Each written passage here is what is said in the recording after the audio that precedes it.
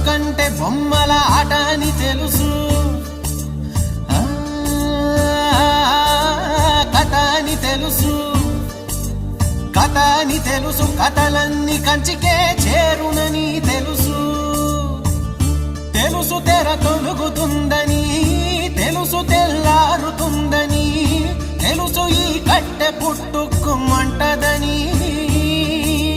తెలుసు ఈ మట్టి మట్టిలో కలిసిపోతదని,